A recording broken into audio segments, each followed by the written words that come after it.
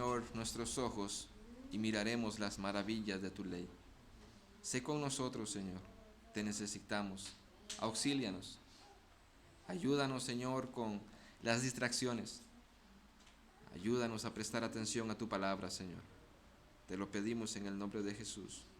Amén y amén. Hermanos, la semana que viene les traeré toda una introducción escrita y fotocopiada para cada uno de ustedes, para que tengan en casa una introducción más amplia de la carta de Pablo a los Colosenses. Por ahora, a modo de introducción, déjenme leerles una pequeña introducción del contexto histórico de Colosas y esta carta. Colosas era una ciudad en Frigia, en la provincia romana de Asia, parte de lo que es Turquía el día de hoy. Aunque la población de Colosas era primordialmente gentil, había una gran colonia judía que se remontaba a los días de Antíoco el Grande, 223-187 años antes de Cristo.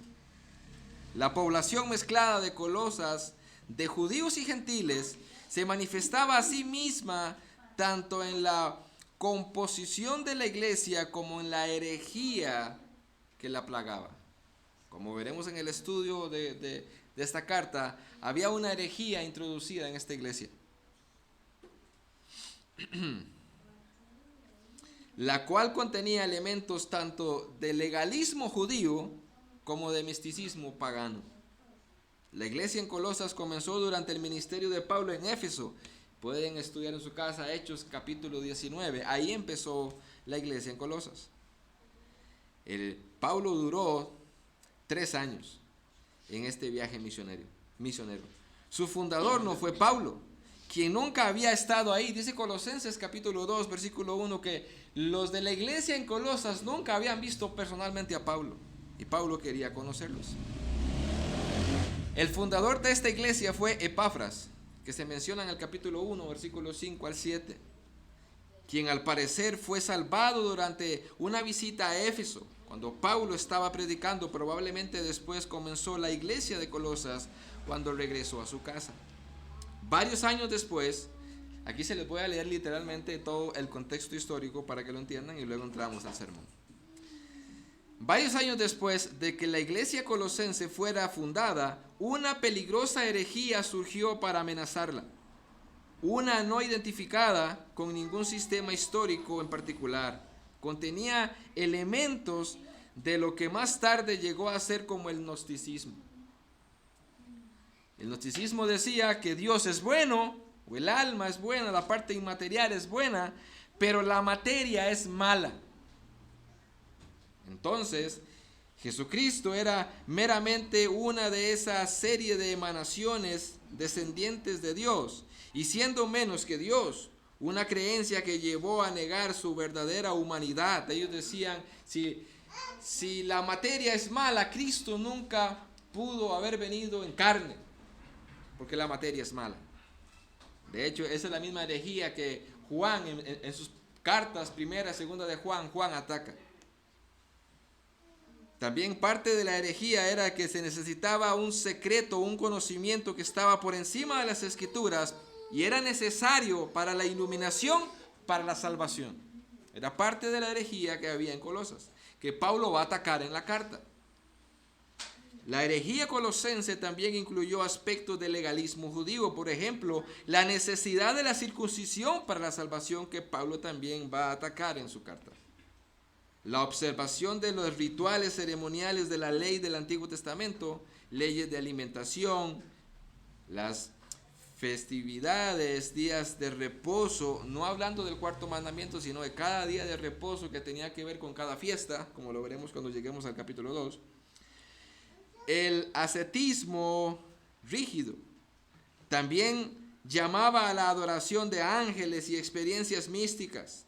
Epafras, quien fundó y era uno de los predicadores de Colosas, estaba tan preocupado por esta herejía que realizó a lo largo del viaje de Colosas a Roma, que está registrado en el capítulo 4, que estudiaremos cuando lleguemos ahí, en donde Pablo era un prisionero. Colosenses tiene enseñanzas en varias áreas claves de teología, y con esto voy terminando mi introducción. Colosenses tiene varias enseñanzas importantes de teología, por ejemplo, incluyendo la deidad de Cristo, la reconciliación, la redención, la elección, el perdón, la naturaleza de la iglesia, y también, como se notó arriba, refuta la enseñanza hereje que amenazaba a la iglesia en Colosenses, o a los colosenses. Todos esos temas teológicos los trata Pablo en esta carta, y los veremos expuestos a cómo vamos avanzando en esta carta. Hermanos, en el sermón, yo titulé mi sermón el saludo de Pablo. Pablo hace un saludo a esta iglesia en Colosas, y voy a dividir mi sermón en 3 encabezados: el remitente de la carta, los destinatarios, y luego tendremos unas aplicaciones de esto que vamos a estudiar. Veamos entonces en primer lugar el remitente de la carta, capítulo 1, versículo 1. Dice así: Pablo, apóstol de Jesucristo por la voluntad de Dios, y el hermano Timoteo. El remitente de la carta. Es muy evidente que Pablo escribió esta carta. De hecho, los padres de la iglesia todos están de acuerdo de que fue Pablo el que escribió esta carta. Se presenta a sí mismo como siendo en toda la extensión de la palabra un representante oficial del Salvador ungido. Así se presenta Pablo a esta iglesia. Y esto es importante cuando veremos algunas otras cosas más en el versículo 2. Es importante notar y explicar y recordar una vez más que cuando Pablo dice yo soy apóstol de Jesucristo, él está diciendo yo soy un representante oficial de Jesucristo. De hecho, Pablo lo reitera, dice apóstol de Jesucristo. Es nadie menos que Cristo mismo quien habla a su iglesia a través de Pablo. Cuando ustedes lean una carta de Pablo, ¿verdad? Por ejemplo, Pablo siempre va a decir Pablo apóstol de Jesucristo. Y la idea con eso en el primer siglo, hay que entenderlo a la luz de lo que significaba en aquel momento, ¿verdad? En aquel momento cuando Pablo escribía y decía yo soy un apóstol de Jesucristo, él estaba diciendo que era el mismo Cristo el que les estaba diciendo las palabras que estaban ahí. Era un enviado de Jesús, era el vocero de Dios, ¿verdad? Debemos de recordar que la Escritura dice que el fundamento de la iglesia fue traído por los profetas y los apóstoles, según Efesios capítulo 2, versículo 20. Toda la revelación y todo el fundamento de la iglesia cristiana evangélica fue traída por los profetas y por los apóstoles. Así que cuando un apóstol como Pablo escribía, sabemos a la luz de la Biblia que cada palabra que estaba ahí, cada verbo en su tiempo que está escrito, fue así la voluntad de Dios que se escribiera. Eso se le llama la revelación plenaria y verbal. Cada palabra fue escrita y fue revelada verbalmente y plenariamente. Los verbos que están ahí en el griego, así fueron revelados porque así fue la voluntad de Dios. Algo quiere enseñar el Señor. Así que cuando Pablo se presenta como apóstol, está diciendo, esto que les escribo no es palabra mía. No son consejos tampoco míos. Son palabras de Jesucristo para ustedes. De hecho, cuando Pablo escribe a los Efesios, me llama la atención que Pablo en el capítulo 4, cuando ya empieza la aplicación de la teología que ha explicado en el capítulo 1, capítulo 2 y capítulo 3, en el capítulo 4 de Efesios, el apóstol Pablo empieza a aplicar ahora toda esta teología, y Pablo dice, se lo voy a parafrasear con palabras mías. Pablo dice en el capítulo 4, ustedes no aprendieron así de Cristo, ustedes no fueron enseñados así por Cristo, hablando de una mala manera de vivir. Y la pregunta es, ¿cuándo fue Jesús a Éfeso? Porque Pablo está diciendo, ustedes no aprendieron así de Cristo. La idea de Pablo es que cuando les llegó el evangelio, cada palabra que les comunicaron ellos era Cristo enseñándoles a ellos, igual que en este momento. Para la iglesia era de suma importancia saber esto, que Pablo era un apóstol. Y cuando recibían un documento que provenía de un apóstol, ellos sabían que eran palabras de Dios. Escuchen lo que dijo Pablo también a la iglesia en Tesalónica, en 1 Tesalonicenses capítulo 2, versículo 13. Oiga, y esta verdad es la que ustedes deben de tener presente cada vez que se expone debidamente un texto. Pablo le dijo en el capítulo 2, versículo 13, por lo cual también nosotros sin cesar damos gracias a Dios, de que cuando recibiste la palabra de Dios que oíste de nosotros. O sea, ustedes están escuchando, dice Pablo a ellos, ustedes están escuchando la palabra de Dios, pero somos nosotros los que estamos hablando. Y vea lo que dice Pablo. La recibiste no como palabra de hombres, sino según en verdad la palabra de Dios, la cual actúa en vosotros los creyentes. O sea, Pablo le dice a la iglesia en Tesalónica, nosotros fuimos los que llegamos a predicar, pero nuestra palabra no era palabra de hombres, eran palabras de Dios. Y así la recibieron ustedes. Hermanos, de igual manera, yo sé que no es la aplicación todavía, pero de igual manera, cada vez que alguien expone fielmente un texto, no es palabra de hombre, sino palabra de Dios. Simplemente somos un vocero, somos un parlante de la palabra de Dios y del mensaje de Dios, como Pablo para los colosenses en este momento. Pablo continúa diciendo, vean el versículo 1, Pablo dice, Pablo apóstol de Jesucristo, y ya vimos qué significa eso. Pablo está presentándose como un representante oficial de Jesucristo, y que cada palabra escrita aquí era autoritativa sobre ellos, tenía autoridad sobre ellos. Pero Pablo ahora dice que él es apóstol de Jesucristo por voluntad de Dios. Por voluntad de Dios. En otras palabras, fue Dios quien decidió que fuera así. Fue Dios quien decidió que Pablo fuera un apóstol. Fue por voluntad de Dios. De hecho, la palabra voluntad que aparece en su Biblia es la palabra griega telematus, que significa determinación o propósito. En otras palabras, lo que Pablo está diciendo, Dios determinó que yo fuera un apóstol. O Dios tuvo el propósito de que yo fuera un apóstol y no otro. Fui yo. Tenemos aquí una verdad fundamental entonces. Pablo no fue un autollamado apóstol. Fue por voluntad de Dios. No un autollamado apóstol. Y hermanos, yo sé que ustedes han escuchado muchísimas veces esto, pero no está de mal recordárselo.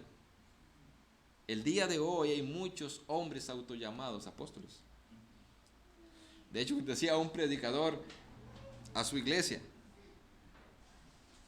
¿cómo sabemos si el día de hoy un hombre que se llame apóstol es falso? Dice, con solo que se llame apóstol ya sabe que es falso. Ya no hay apóstoles, es imposible. Hechos capítulo 1 da los requisitos para ser un apóstol y nadie llena esos requisitos. Nadie. Tales requisitos eran haber estado presentes en el ministerio de Cristo, haber estado ahí, haber caminado con Jesús, haber pasado y estado con ellos desde el bautismo de Juan, haber visto a Jesús resucitar con sus propios ojos y haberlo visto descender al cielo. Sabemos que nadie llena eso. Sin embargo, hoy hay muchos autollamados apóstoles. Pablo dice, yo no soy de esos. Yo soy apóstol por voluntad de Dios. ¿Sabían ustedes que Pablo nunca aspiró a ser un seguidor de Jesús? ¿Saben eso? Si ustedes leen Hechos de los Apóstoles, Pablo nunca aspiró a ser un seguidor de Cristo y mucho menos un apóstol.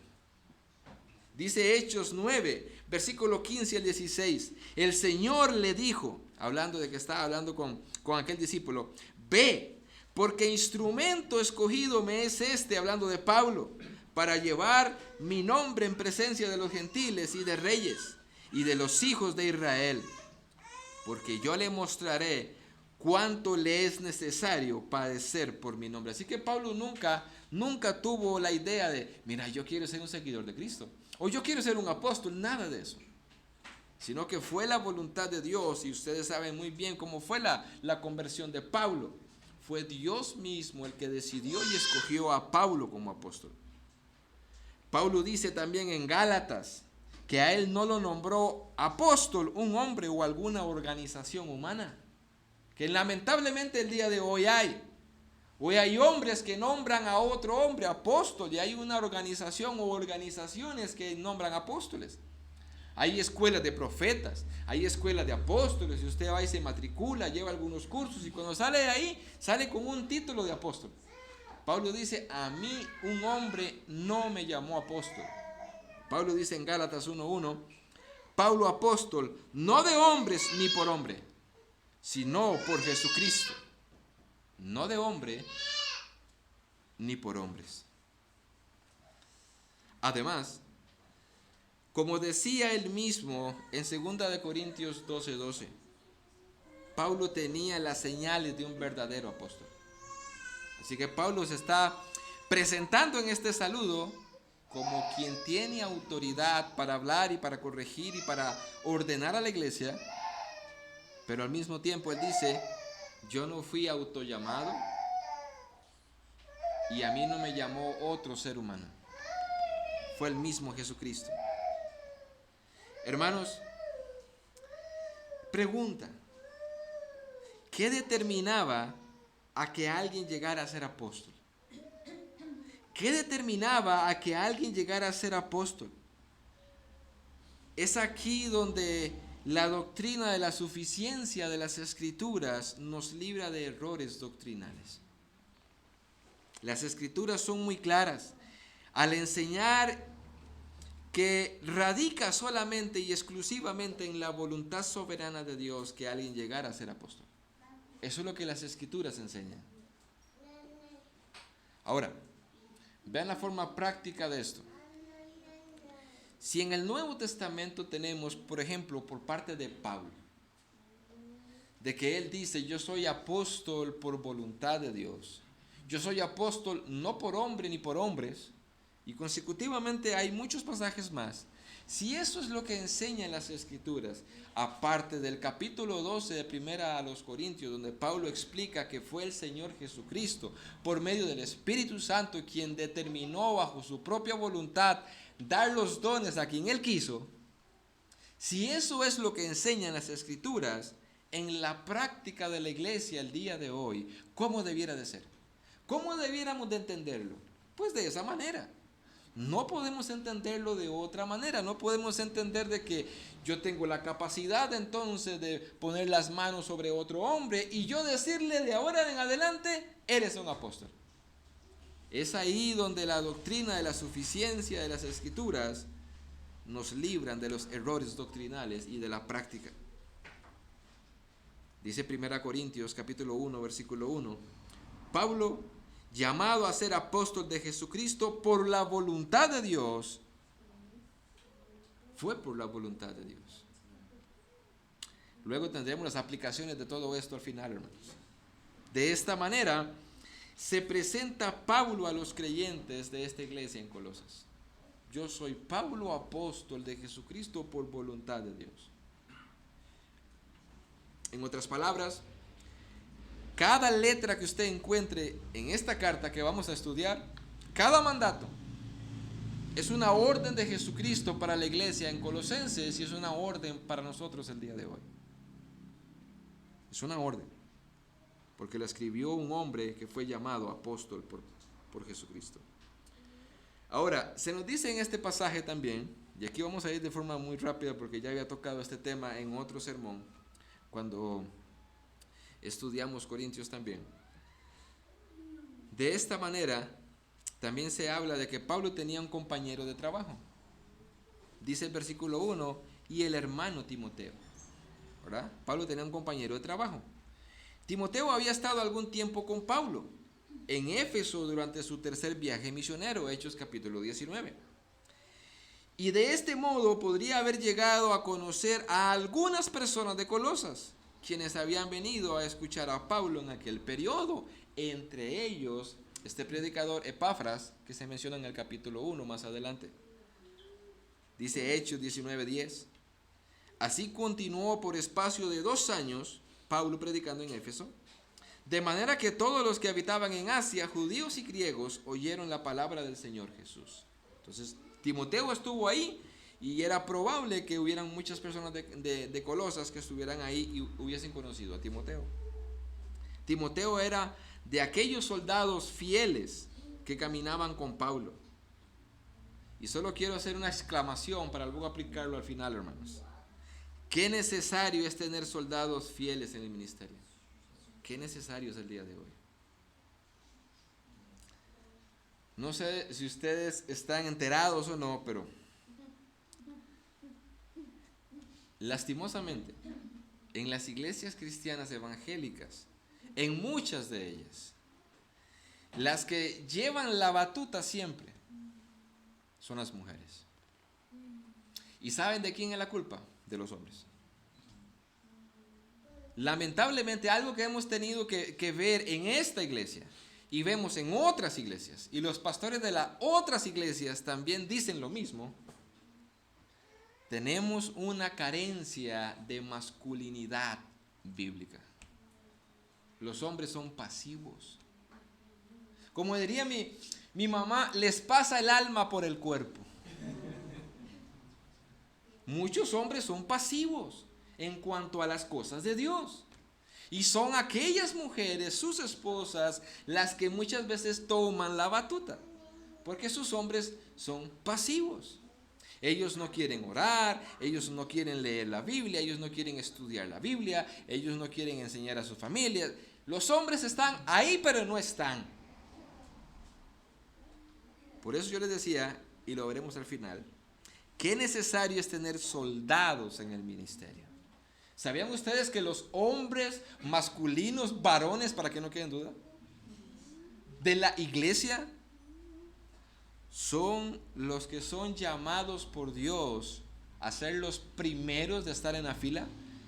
A los que están llamados a ser involucrados primeramente en todas las actividades de la iglesia. Son los hombres. Es más, esto lo voy a decir como forma de regaño para la iglesia. Un día de estos, hablando de una actividad que íbamos a hacer para el Día del Padre, no hubo un solo hombre que me comentara algo de lo que yo dijera. Sí, estamos de acuerdo, no estamos de acuerdo, no hubo un solo hombre. ¿En dónde está la iniciativa de aquellos hombres cabezas de hogar que deben de liderar sus familias y juntamente con los ancianos y diáconos liderar la iglesia o trabajar en la iglesia? ¿En dónde están? Brillaron por la ausencia. Si no son las mujeres las que se ponen de acuerdo para las actividades, los hombres, ¿dónde están? Por aparte, sí estuvimos hablando el hermano Ricardo, el hermano Wimmer sobre eso. Pero ahí en el chat no hubo nadie. Por eso le digo, qué necesario es tener soldados que se pongan las botas de cristiano. ¿Saben por qué, hermanos? Mayormente la mayoría de nosotros venimos de un trasfondo católico romano, ¿verdad? La mayoría. Ahí a los hombres pues no se les enseña el evangelio y por ende no aprenden a ser hombres cristianos. Los que salimos de ahí y pasamos una experiencia, y no digo que todas las iglesias pentecostales sean iguales, pero pasamos alguna experiencia en alguna iglesia pentecostal, muchas veces tampoco ahí se nos enseñan cómo ser hombres bíblicos. Entonces, simplemente acostumbramos a ir a la iglesia, nos sentamos en una silla y de ahí para la casa. Pero ese no es el trabajo, no es el rol ni en la vida de un hombre cristiano. Necesitamos soldados con las botas puestas. Y lo veremos al final. Pablo tenía un compañero. Entonces, hermanos, hemos visto hasta el momento el remitente. ¿Quién escribe la carta? Pablo. Vimos cómo se presenta y las cualidades que el Espíritu Santo le mandó a escribir, porque eran importantes para aquel momento. Ahora veamos los destinatarios. Y aquí es donde vamos a poner en práctica todo lo que hemos dicho atrás. Los destinatarios, versículo 2. A los santos y fieles hermanos en Cristo que están en Colosas. Gracia y paz sean a vosotros, de Dios nuestro Padre y del Señor Jesucristo. Vamos a desgranar ese pasaje bíblico un poco. Los destinatarios. Como ya dijimos atrás, el hecho de que Pablo fuera un apóstol, eso indicaba que escribía bajo la inspiración divina, ¿verdad? Eso ya quedó claro. Siendo un apóstol, escribía bajo la inspiración divina. Y como nota, yo escribí lo siguiente. Los escritos de Pablo, los escritos de Santiago, Judas, Lucas y Juan, por ejemplo, no son menos autoritarios o normativos que las palabras de Jesús registradas en los evangelios. Se lo vuelvo a repetir. Los escritos de Pablo, de Pedro, de Santiago, de Judas, de Juan, no son menos autoritarios y normativos que las palabras de Jesús registradas en los evangelios. En otras palabras, lo que Pablo escribió es tanto palabra de Dios como lo que dijo Jesús en los evangelios. Digo esto porque varias veces he escuchado a cristianos decir, sí, pero eso lo dijo Pablo. Como si Pablo no tuviera autoridad en lo que dijo. Ellos se basan más, bueno, si Jesús lo dijo, sí. No. El hecho de que Pablo diga, yo soy un apóstol de Jesucristo, ya eso le da autoridad a sus escritos al mismo nivel que las mismas palabras del Señor Jesucristo registradas en los evangelios. Eso es importante, ¿eh? Como nota, ¿verdad? Cada letra en las cartas del Nuevo Testamento son palabras de Dios y deben ser obedecidas y deben de ser creídas. Cada palabra de las cartas del Nuevo Testamento. Ahora, con esto aclarado y con esto en la mente, veamos lo siguiente. ¿Cuál es el calificativo que recibieron los creyentes de la iglesia en Colosas? Según el versículo 2, el calificativo que le dio el Espíritu Santo fue a los santos y fieles. Santos y fieles. La palabra santos, la palabra agios en el griego, significa puros, sin mancha. Estos hombres y mujeres de la iglesia en Colosas son descritos por el mismo Dios del cielo como puros y sin culpa. ¿Verdad? Eso es lo que dice el pasaje bíblico. Ahora, esto dice mucho. Para que Dios diga que estos seres humanos comunes y corrientes como usted y yo, pero en aquel siglo, para que Dios diga que estos seres humanos sean sin culpa, sin mancha, a tal punto que sean puros, hermanos, ahí ocurrió algo. Ahí pasó algo. Porque así les describe. Santos, en el versículo 2, ¿verdad? Y fieles. Ahí pasó algo. Nosotros sabemos muy bien cuál es la descripción que Dios da de la humanidad completa y cuál es el estado ante un Dios santo. Y solo déjenme recordarles algunos puntos de cuál es la condición del ser humano y cuál es la descripción del ser humano según las Escrituras. Hermanos, esta parte me emociona, así que me voy a contener un poco. ¿Saben por qué? Porque este es el meollo del asunto del día de hoy con los cristianos evangélicos. Hay una frase que escuché hace muchos años, tal vez 12, 13 años atrás, de Miguel Núñez. Miguel Núñez es médico, fue médico por profesión, ¿verdad? Y él decía, y también Sugel habla acerca de lo mismo, que para poder determinar, vamos a ver, la solución a una enfermedad, como buen médico, primero se le debe hacer un análisis al paciente. Después del análisis y tener los resultados de los exámenes de los análisis, es cuando el doctor entonces puede recomendar las medicinas adecuadas. Bueno, eso es lo que sucede el día de hoy, hermanos, en las iglesias. Lamentablemente el cristianismo evangélico del día de hoy no conoce cuál es la condición del ser humano. No la conoce. Está en las Escrituras. La Biblia es clara. Pero los cristianos evangélicos, incluyendo muchos predicadores, no conocen cuál es la condición del ser humano. Yo les recomendaría estudiar antropología. ¿Cuál es el estudio desde las Escrituras del ser humano? Y dicen las Escrituras, por ejemplo, que Dios aborrece a los seres humanos por su pecado.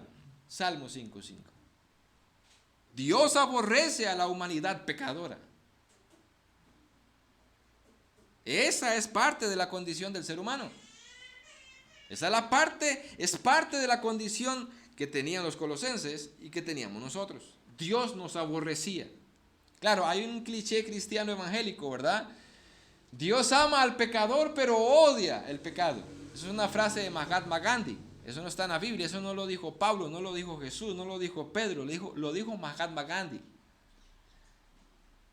Dios aborrece el pecado, pero ama al pecador. El Espíritu Santo dice, Dios aborrece al pecador. Otro punto, hablando acerca del ser humano y su condición, es que son enemigos de Dios. Dice Romanos capítulo 5, versículo 10, son enemigos de Dios. Esa es la condición de cualquier ser humano que no haya venido a Cristo.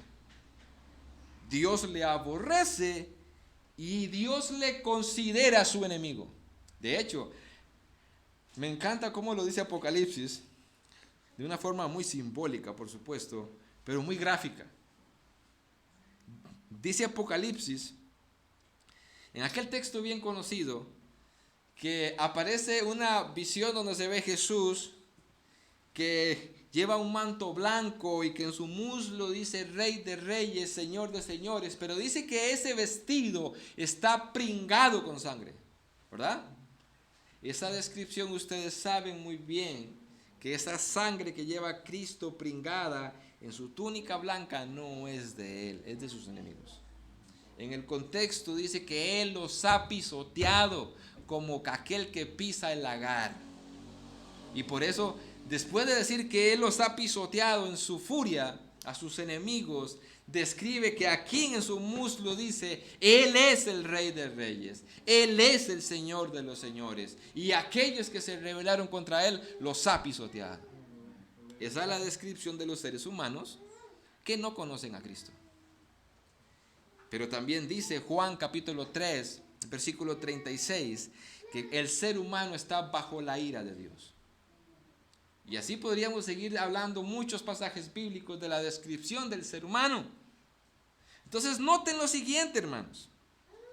Aquí en este pasaje bíblico, a estos mismos seres humanos que están bajo la ira de Dios, que son enemigos de Dios y que Dios los aborrece, ahora el Espíritu Santo le dice, a ellos ustedes son santos y fieles. Ahí tuvo que haber pasado algo, ¿verdad? No cabe duda de que esto es una clara evidencia de la suprema obra de Cristo a favor de los pecadores. Porque ahora, en lugar de Dios decir respecto a ellos que Él los odia y que son sus enemigos y que están bajo su ira, les llama santos y fieles. Algo pasó ahí. ¿Se recuerdan la semana pasada cuando hablábamos de la imputación de la justicia de Cristo? De la imputación del pecado, de la imputación de la justicia de Cristo. Esto fue lo que sucedió aquí. Dios les imputó a estos cristianos en Colosas la justicia de Cristo. Y ahora el Padre los ve por medio de Cristo. Ellos son santos y fieles. Dios, de esa masa universal pecadora que habla Juan 3:16, de esa masa universal pecadora, ha apartado a muchos y los ha hecho puros y sin mancha. Las culpas de ellos ya fueron pagadas por Cristo. Dios las cargó a la cuenta de Jesús. Dice Ezequiel 36:25, esparciré sobre vosotros agua limpia y seréis limpiados de todas vuestras inmundicias y de todos vuestros ídolos os limpiaré. Esto es lo que acaba de pasar en Colosas. Y eso es lo que ha pasado con cada cristiano. Dios los ha limpiado de todos sus pecados. Dios hizo esto con ellos y únicamente por medio de Jesús. Se les llama santos, que ya lo vimos, sin culpa, sin mancha. Pero también se les llama fieles. Y la palabra griega es pistos, o dignos de confianza. Ellos son dignos de confianza. Y en el griego pareciera que esto es algo como causa y efecto. Es como causa y efecto. Si son santos, ahora son fieles al Señor. Escuchen una declaración de Dios en el Antiguo Testamento. Dice el Salmo 16:3: para los santos que están en la tierra y para los íntegros es toda mi complacencia, dijo el Señor. Es claro que aquí se refiere a aquellos judíos y fieles de Dios en el Antiguo Testamento. Pero ahora en el Nuevo Testamento se describe así también a aquellos que componen a la iglesia. Ellos son los consagrados.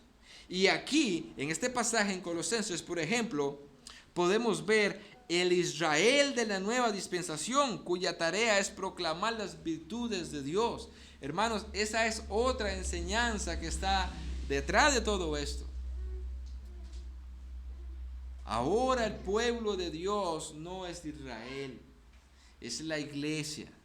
Y otra vez, junto con este montón de malas enseñanzas que ha sufrido la iglesia cristiana evangélica durante toda esta era, ahora tenemos otro problema. Ya no es solamente el gnosticismo que Pablo ataca en Colosenses, ahora tenemos un problema también. Ahora surgieron por allá de 1900 y algo la idea con John Darby, y luego con la iglesia, con la Biblia anotada de Scofield, la idea de que Dios tiene dos pueblos.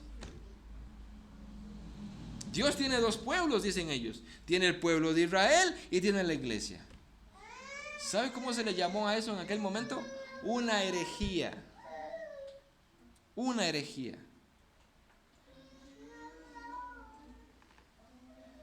¿Cuál fue el anuncio que le dio el ángel a María cuando se le presentó y le venía a decir que iba a ser cubierta por el Espíritu Santo para que quedara embarazada?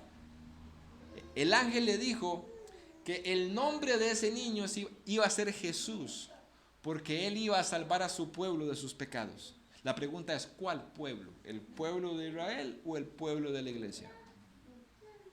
Es ahí cuando vemos esos pasajes bíblicos donde los dispensacionalistas tienen que cerrar la boca porque no pueden decir nada.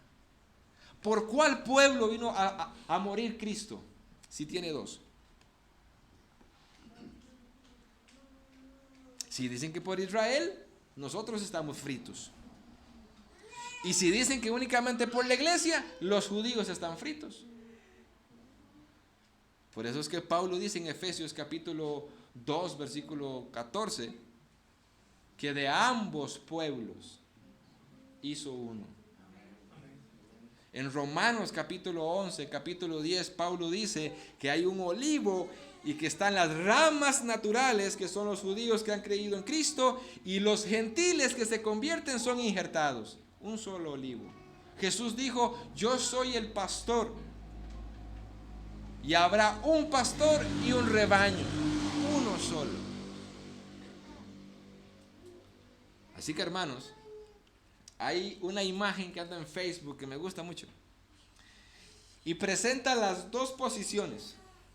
La posición dispensacionalista en cuanto al pueblo de Dios y la posición reformada. La posición dispensacionalista es que como Dios tiene dos pueblos, entonces presentan a Cristo vestido de esposo con su esposa, la iglesia, pero tiene otra, su amante, Israel. O al revés, está casado con Israel, pero tiene otra mujer, la iglesia. Y presentan la posición reformada, Cristo con solo una mujer, constituida por judíos y gentiles en Cristo Jesús.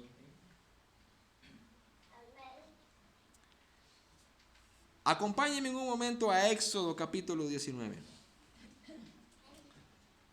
Gracias a Dios, aquí tengo mi cronómetro, así que no se preocupen. No vamos a durar tanto. Créame que vamos casi terminando. Éxodo capítulo 19, versículos 5 y 6.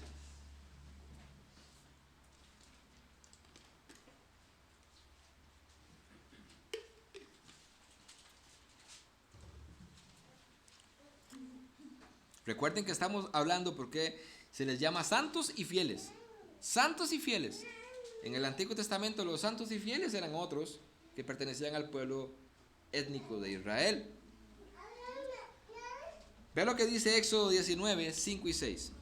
Ahora pues, si dieres oído a mi voz y guardares mi pacto, vosotros seréis mi especial tesoro sobre todos los pueblos, porque mía es toda la tierra. Y vosotros me seréis un reino ¿de qué? De sacerdotes y gente santa. Pero ahora dicen Colosenses que ellos son los santos.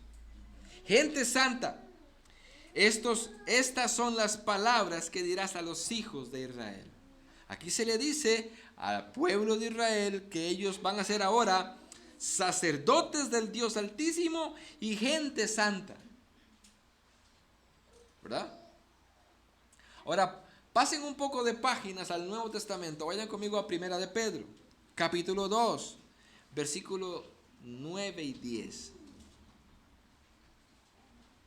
Primera de Pedro 2, 9 y 10.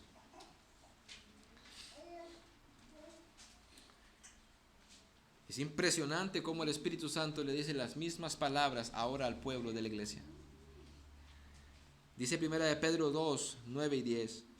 Mas vosotros sois linaje escogido, real sacerdocio, lo mismo que le dijo a Israel, nación santa, pueblo adquirido por Dios, para que anunciéis las virtudes de aquel que os llamó de las tinieblas a su luz admirable. Hermanos, el Espíritu Santo le estaba diciendo por medio de Pedro a la iglesia: ustedes ahora son mi nación santa, ahora ustedes son mi real sacerdocio, el pueblo adquirido por Dios. Ustedes son ahora mi pueblo. Y Pablo dice en Romanos capítulo 2, lleguen a su casa y lean Romanos capítulo 2. Pablo dice en Romanos capítulo 2 que el verdadero Israel es aquel, y el verdadero judío, dice Pablo, es aquel que ha sido circuncidado en el corazón, no en la carne. O sea, cuando Pablo escribe Romanos capítulo 2, eso tuvo que haber sido un choque tan violento para la mente judía. Porque en el Antiguo Testamento los judíos eran de tal manera señalados como el pueblo de Dios porque llevaban una marca en la carne. Los varones eran circuncidados. Y eso era la marca de que pertenecían al pueblo de Dios. ¿Verdad? En el Nuevo Testamento Pablo dice, como palabra de Dios, que el verdadero judío es aquel que ha sido circuncidado en el corazón, no en la carne. O sea, Pablo le está diciendo a los judíos que estaban ahí presentes: ustedes pueden haber estado circuncidados en la carne, pero si no han sido circuncidados en el corazón, ustedes no pertenecen al pueblo de Dios. Eso fue un choque. Lamentablemente hoy se cree que Dios tiene dos pueblos, lo cual es insostenible con las Escrituras. Aquí se le dice a los colosenses que era una iglesia constituida de judíos y de gentiles. Y a ellos se les dice: ustedes, los que están en Cristo, únicamente los que están en Cristo, son santos. Los judíos que estaban ahí entendían muy bien lo que se les estaba diciendo. Porque ellos sabían que los santos en el Antiguo Testamento eran únicamente los judíos que pertenecían al pueblo de Dios y que llevaban una marca en su carne. Pero ahora estaban en una iglesia constituida también de gentiles y les llega una carta de parte del mismo Jesucristo y les dice: ustedes, todos los que están en Cristo, son santos, todos, los gentiles también. Eso es lo que está diciendo Pablo. Esa es la descripción.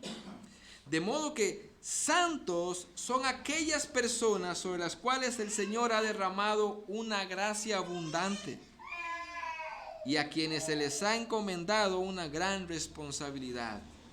Como dice 1 Pedro 2:10, anunciar las virtudes de aquel que los llamó de las tinieblas a su luz admirable. Y Pablo exclama un deseo para ellos. Versículo 3.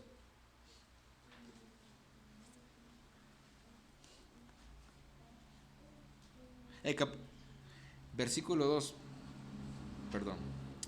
A los santos y fieles hermanos en Cristo que están en Colosas, Y luego dice, gracia y paz sean a vosotros de Dios nuestro Padre y del Señor Jesucristo. Pablo exclama un deseo para ellos, y el deseo es que ellos estén llenos de la gracia y de la paz de Dios. Otra vez, aquí la idea es causa y efecto.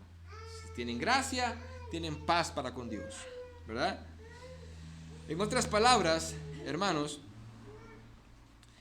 déjenme leerles un comentario que me encontré sobre este versículo 2 respecto a la gracia y a la paz. Dice, de este modo se está pronunciando sobre todos los santos y hermanos fieles en Cristo que están en Colosas, gracia. Esto es el favor de Dios, espontáneo y inmerecido, manifestado en hechos, y su benevolencia soberana, eficaz y libremente derramada sobre ellos. Y también el resultado que ella produce, dice, es paz. Hay paz para con Dios. Esto es la certeza de la reconciliación a través de la sangre de la cruz, verdadera integridad y prosperidad espiritual. Estas son dos bendiciones, gracia y paz, que fluyen de nuestro Dios y Padre, dice un comentarista.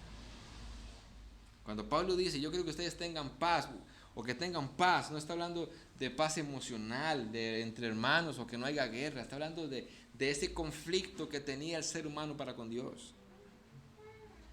Sigue diciendo el comentarista, de este modo la salutación griega, salud, que aparece en Efesios 2:8, salud, ¿verdad? Cuando dice, de este modo la salutación griega salud, que aparece en Hechos 15:23, y la hebrea paz o shalom, que aparece en Jueces 19:20, hay una mezcla, dice el comentarista, son combinadas, profundizadas y enriquecidas. La gracia es aquella de la cual habla Efesios 2:8, porque por gracia habéis sido salvados por medio de la fe, y esto no de vosotros, sino un don de Dios.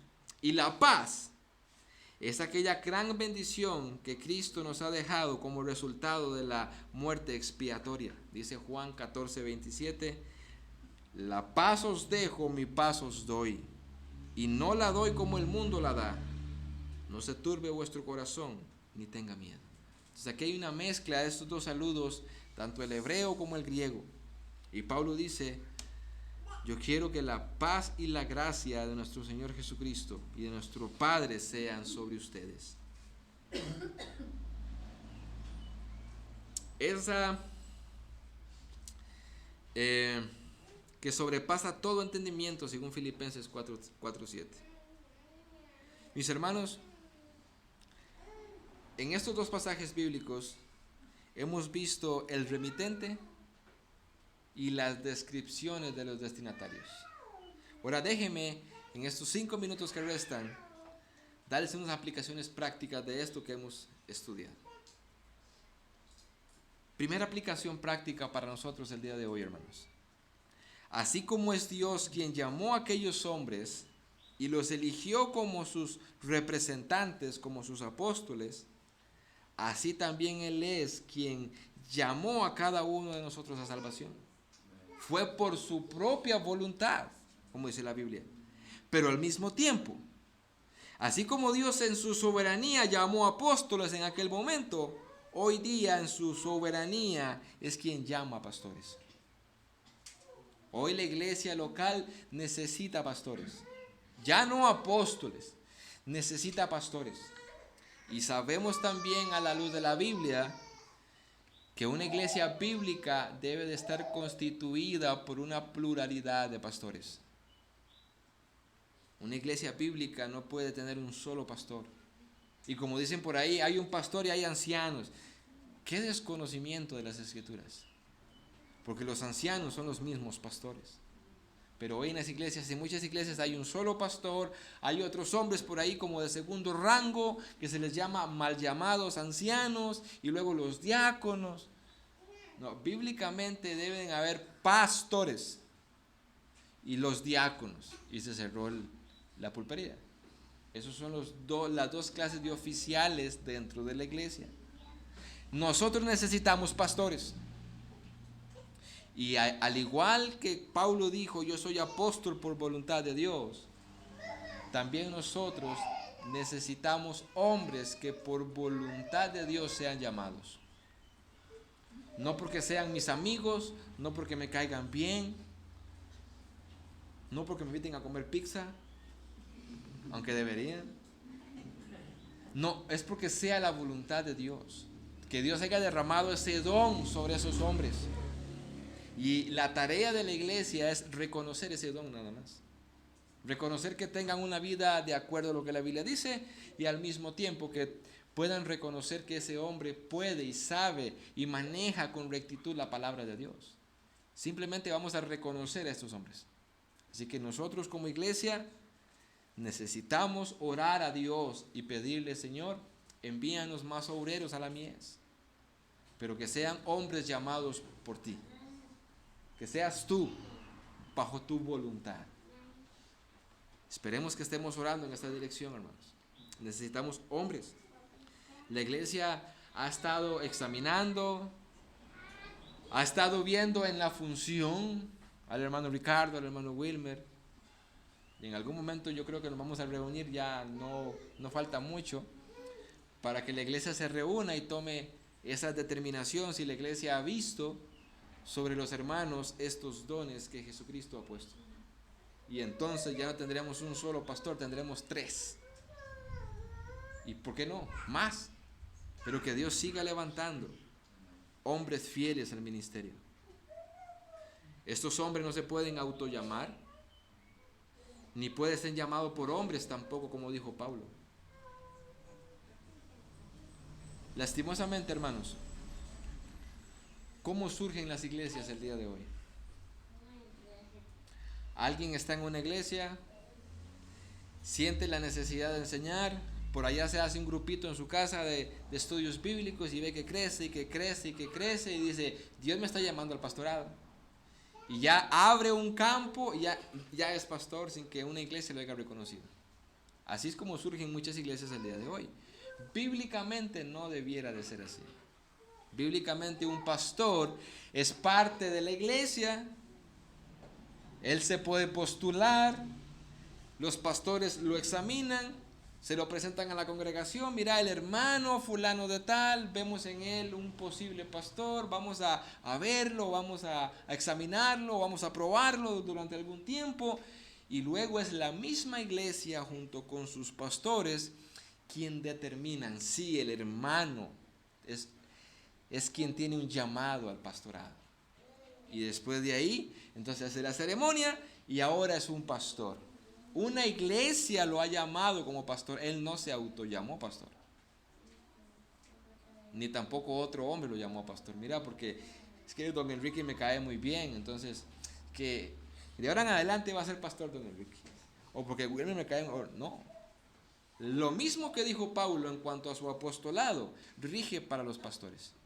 Necesitamos pastores. Y las mismas reglas deben de regir. No pueden ser autollamados, ni pueden ser llamados por hombres. Que Dios haya derramado en ellos ese don, y nosotros lo vamos a ver. Y la iglesia entonces lo va a ordenar como pastor. Número 2, segunda aplicación. Timoteo fue un excelente soldado, compañero de Pablo. De la misma manera necesitamos hombres que quieran ponerse las botas de cristianos y pelear junto con aquellos hombres que han sido llamados al ministerio. Hombres. Necesitamos hombres. ¿Cuál es el punto de vista hombrenil del mundo?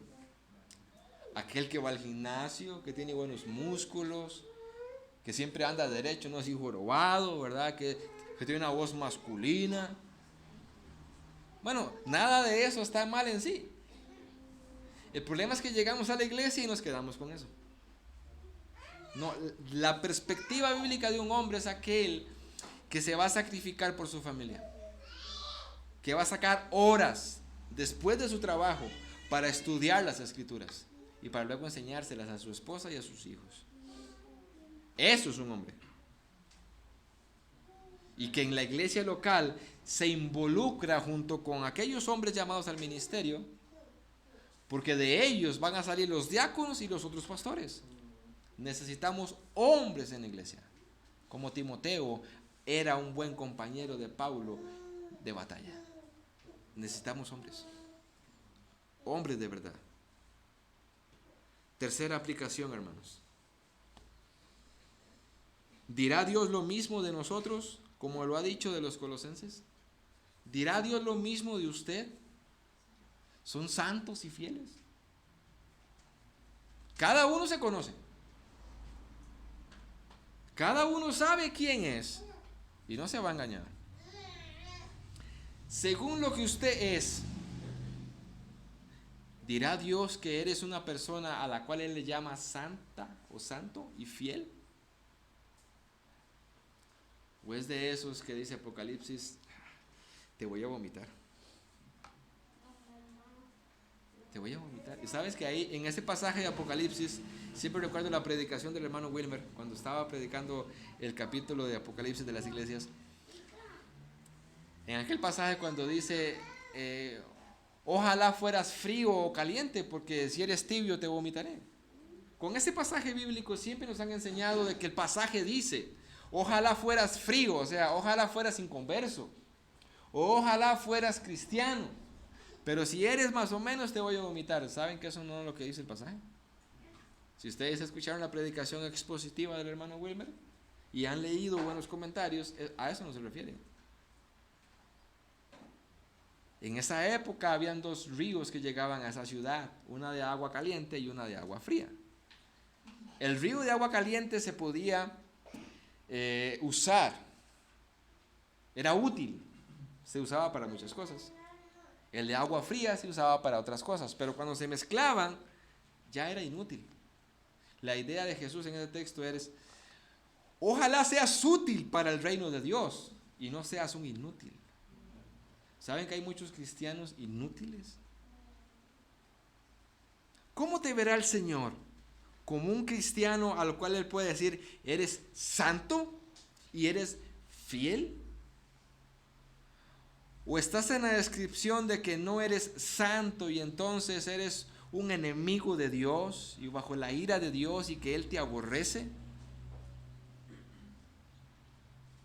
Examínate, pregúntate a ti mismo según tu vida y no te engañes más. No te engañes más. Los que Dios aborrece, ¿serás de ellos? Y condenará debido a sus pecados, pues son inmundos. ¿O serás de los que son tenidos por puros e intachables por la voluntad de Dios y el sacrificio de Cristo? Si tu condición es, yo creo que Dios me aborrece todavía por mi estilo de vida, yo te recomendaría, haz las paz con Dios. Arrepiéntete, como dijo Pedro. Arrepiéntete. Simplemente arrepiéntete. O sea, en otras palabras, toma una decisión de abandonar el pecado y de seguir a Cristo. Arrepiéntete. Hoy es el día de salvación. No sigas jugando con el pecado. No sigas jugando a ser cristiano. Arrepiéntete.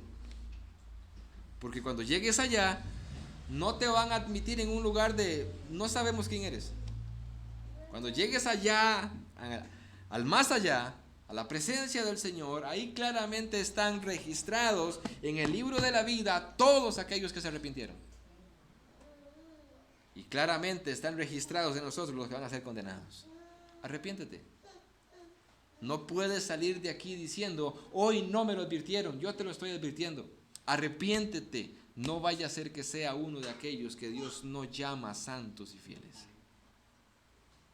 Confía únicamente en Cristo. Confía en Cristo, porque es por los méritos de Cristo, esa imputación de su santidad, esa imputación de su fidelidad, la que te hace santo y fiel. Y quiero terminar con esta pregunta nada más para orar. ¿Tienes la gracia y la paz de Dios? ¿Tienes la gracia y la paz de Dios? ¿Estás seguro de que si mueres hoy vas a encontrarte a un Dios en el más allá que va a escuchar ¿O que tú vas a escuchar de su propia boca, buen siervo fiel? En lo poco me fuiste fiel, en lo mucho te pondré. ¿O tienes dudas, tal vez por tu estilo de vida, de que lo que vas a escuchar es apartados de mí, maldito, al fuego eterno? Medítalo, piénsalo. No te des un día más.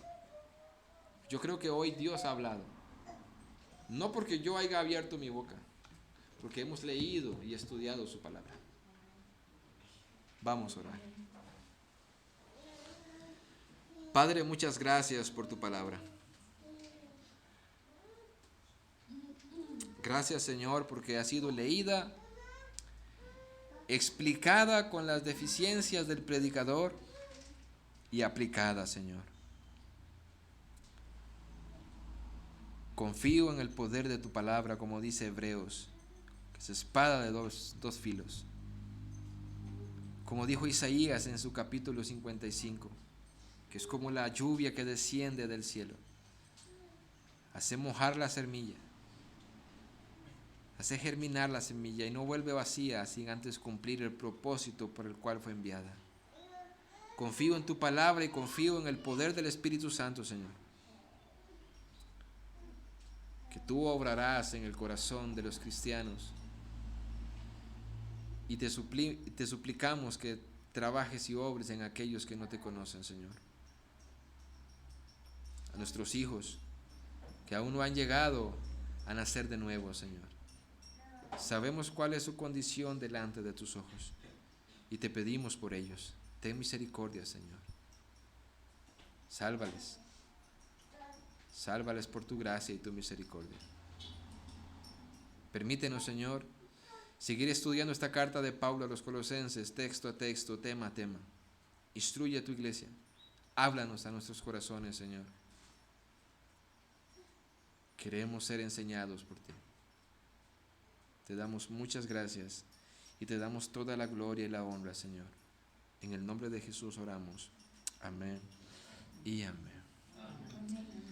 Mis hermanos, 15 minutos de receso y venimos a la escuela o al estudio bíblico.